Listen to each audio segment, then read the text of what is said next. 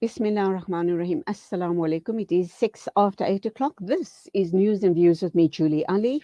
Welcome to the program, and please do connect with us via any one of our social media platforms.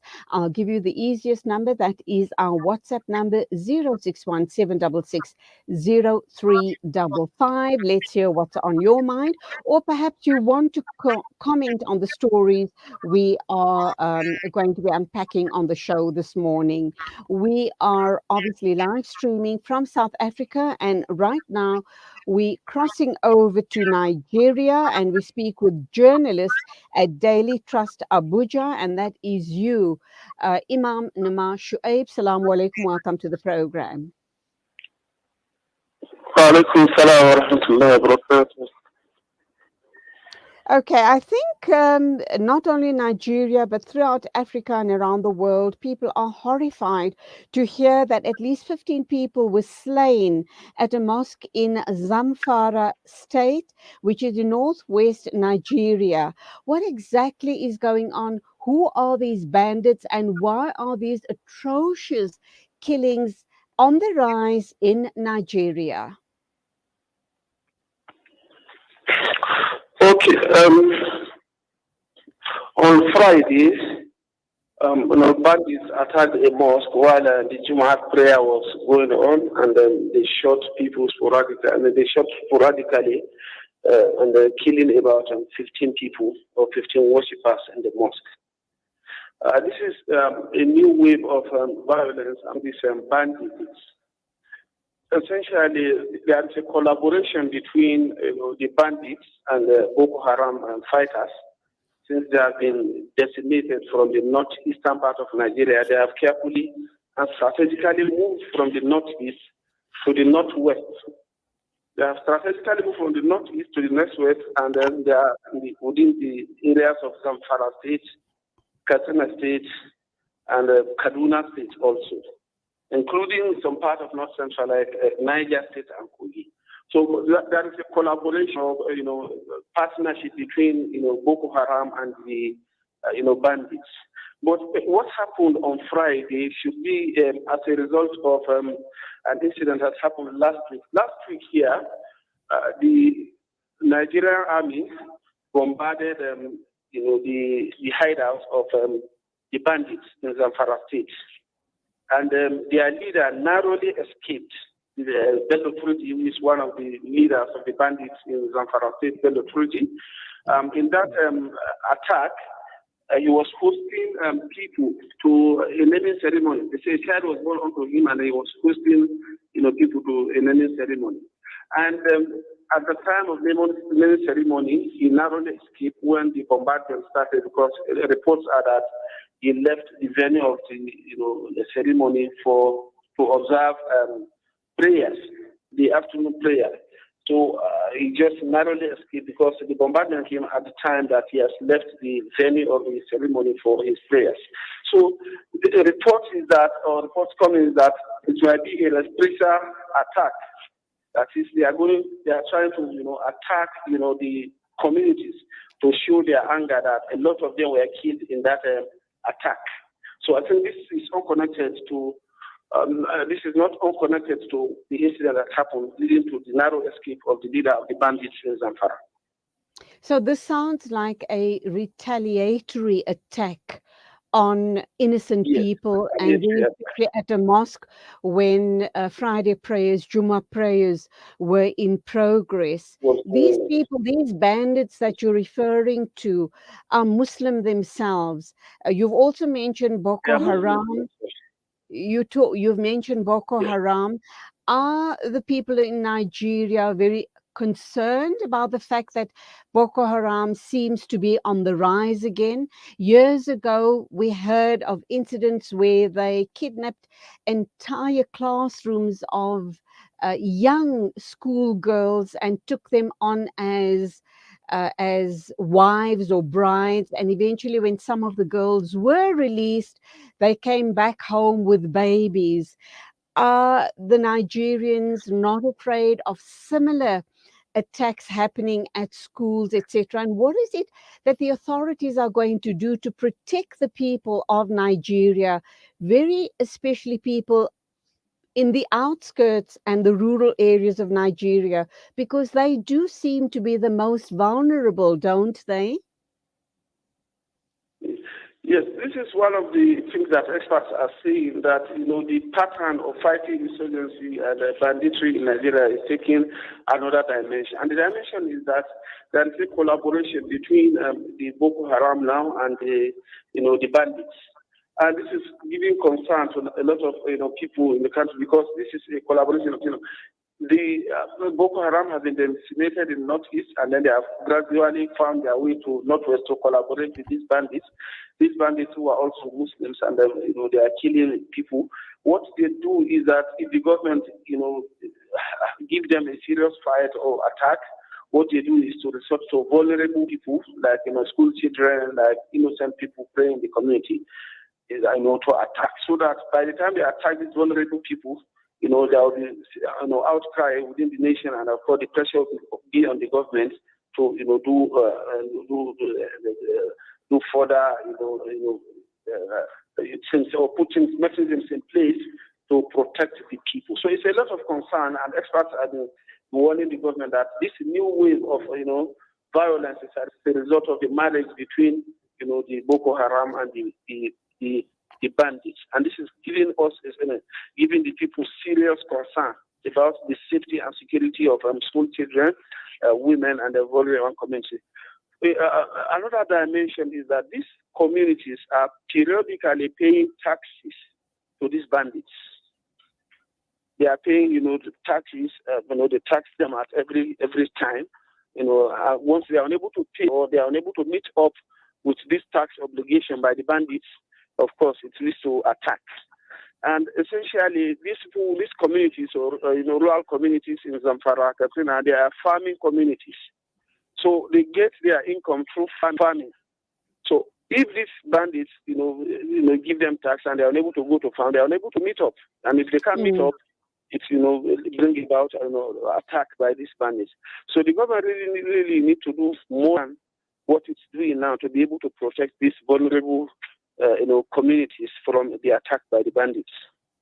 Imam, you refer to the people of that region, the farmers having to pay over taxes to these bandits who've collaborated with Boko Haram. I wouldn't refer to it as taxes. I think it is ransom. It is really unthinkable that these people are being held at ransom all of the time. I understand that just recently, in August for that matter, these communities, residents of Ruwan Jema, paid over $21,000 to these bandits. And that is this is just for their own safety, so that these bandits don't continue harassing them. What is the government and the military doing? They need to step up their game to protect the most vulnerable and the most innocent of people in the outlying areas, in the rural areas of Nigeria. They need to be changing tactic, don't they?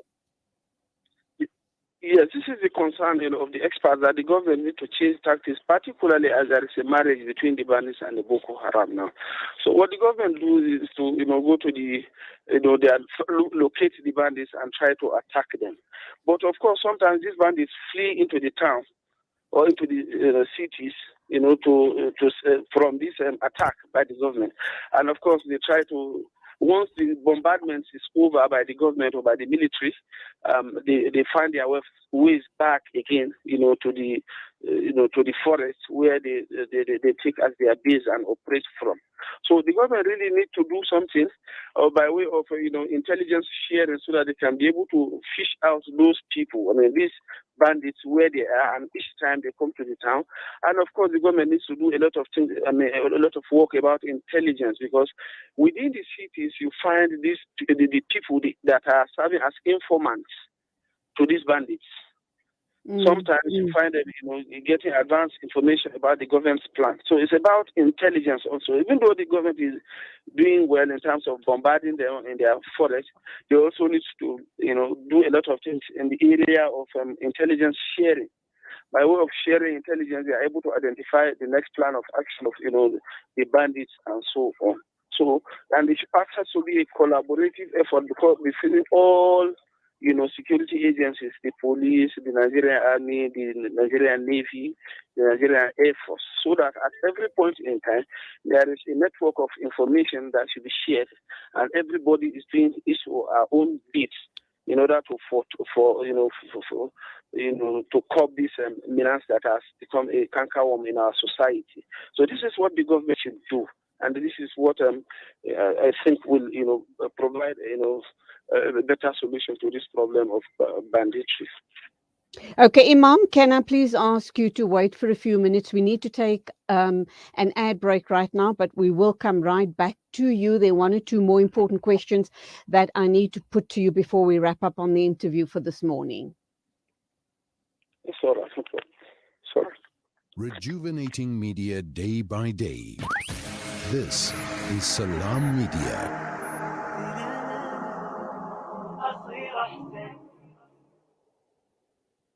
There's no smell that takes me back to the comfort of my childhood than the smell of black seed oil being applied by my nanny.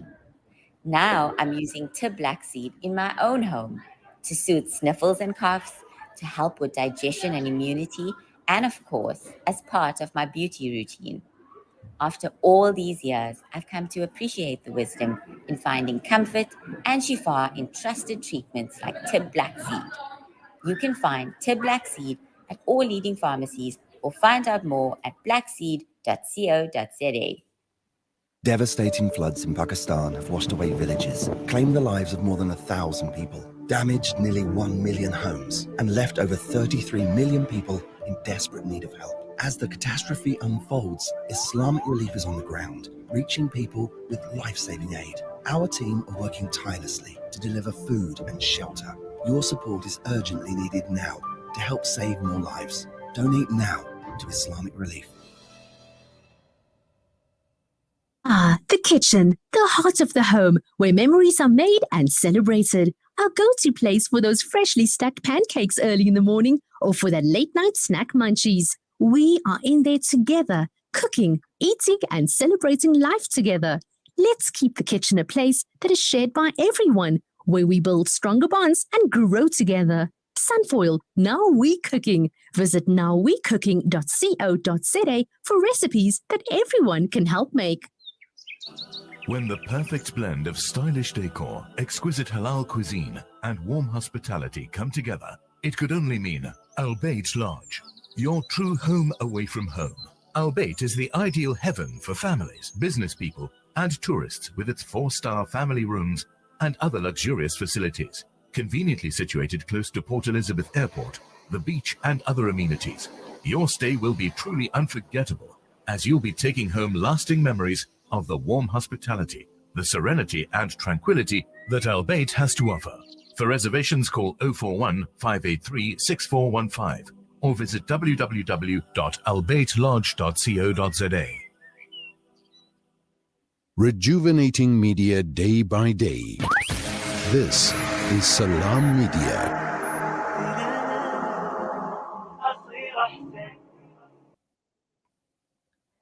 We continue our discussion with Imam Nma Shuaib. He's a Nigerian-based journalist at Daily Trust in Abuja. And we're looking at the story regarding at least 15 people having been killed at a mosque during Friday Jumu'ah prayers last week Friday. This happened in Zamfara state, northwest Nigeria, and it is a horrific story indeed. Imam Nma Shuaib is suggesting that it is bandits who have now teamed up with Boko Haram, and they are terrorizing the people in that region. So let's look at the issue, Imam Shuaib.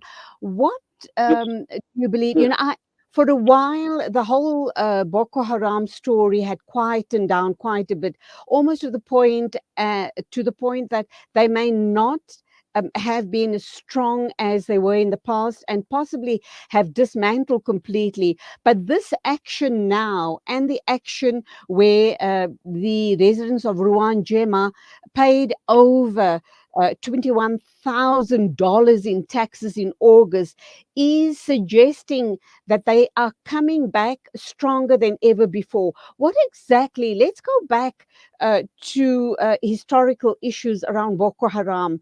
What is their mandate now? Why are they continuing their terrorizing of innocent people in the villages, in the rural villages of Nigeria? Essentially, historically, the Boko Haram, fight, that emerged in 2009. It was then a fight between these insurgents and the government, and of course, it continued until the government began to overpower them, because at some point in time, over 20 local government areas in Borno State, northeast Nigeria, were under the control of Boko Haram. But at the moment, there are no local government areas in the northeast that are in any state that are under the control of Boko Haram. That means that the government has gotten an upper arm and over them.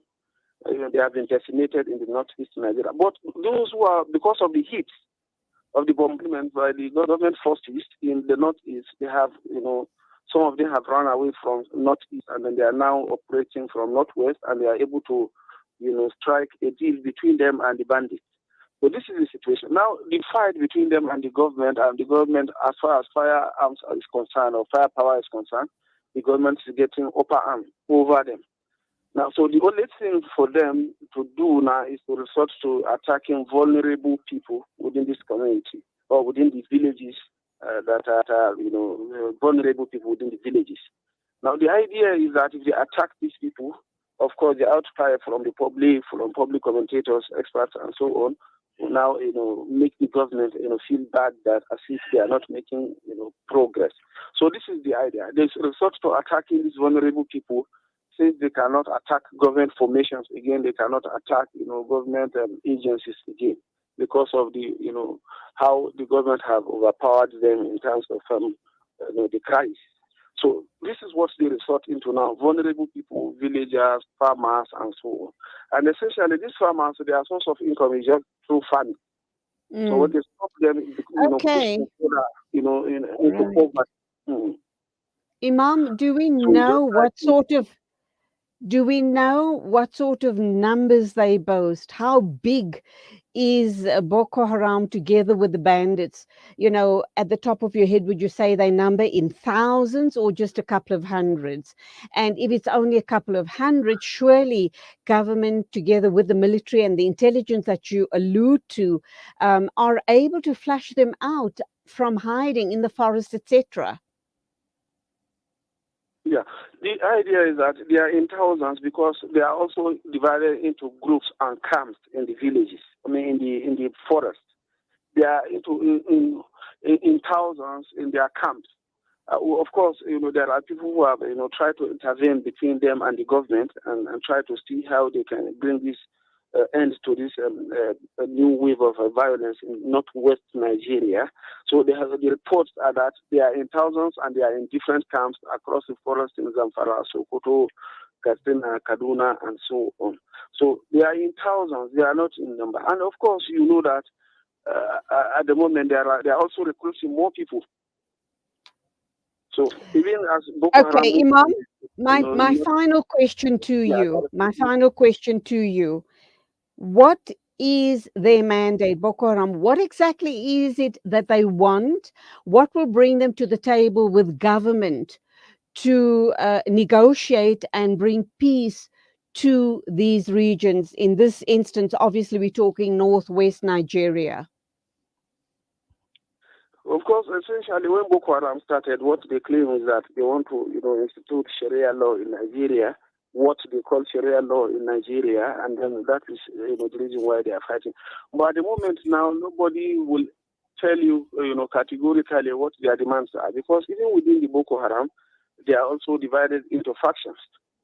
We have the Boko Haram, we have the ISWAP, which is a cut-out faction or from the mainstream Boko Haram around 2012-13, and they are also set to.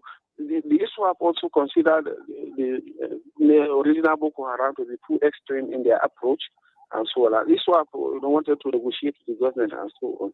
So, but at the moment, nobody knows exactly what their demands are, other than one thing that was attest to is to continue to be violence around, because at the moment they are decimated in the northwest. So it's just a couple of them that are left now that are going to join hands with the bandits. And of course, the bandits have always claimed, or their claim is that they have been neglected over time in terms of education, in terms of infrastructure, in terms of fair treatment as human beings. Also, their human rights have been violated, and that is why they are taking arms against the government. So this collaboration between them and the bandits now is a new wave, it's a new style. The bandits, the Boko Haram are looking at it from the a religious perspective, trying to brainwash people or brainwash the bandits that we are fighting the same cause. We have been neglected for so long without education, without infrastructure, while the government officials are there living in superfluity, enjoying all the resources, and we have been neglected. So this is the point of convergence between the Boko Haram and the bandits now. So they are saying that they have been neglected, they don't have education. That is for the bandits. But for Boko Haram, they are saying that they want to institute Islamic law, and then over time, this idea of instituting Islamic law has been violated, because we find Boko Haram attacking the Muslims, attacking religious formation of Muslims from Islamia to mosque, to Jumaat mosque, where congregational prayers are being observed, and so on. And I think this is the same thing that is taking place in Zamfara now, as it was reported last Friday, when they attacked Muslims that are observing prayers in their mosque. Situation sounds dire indeed, and unless and until government doesn't get some peace keepers to negotiate and bring Boko Haram to the table, I doubt that we're going to see any peace or stability in that part of Nigeria. We will be following the story. Shukran very much for being with us on the show this morning. Imam Nma Shuaib, Nigerian-based journalist at Daily Trust in Abuja. Thank you. This is Salam Media.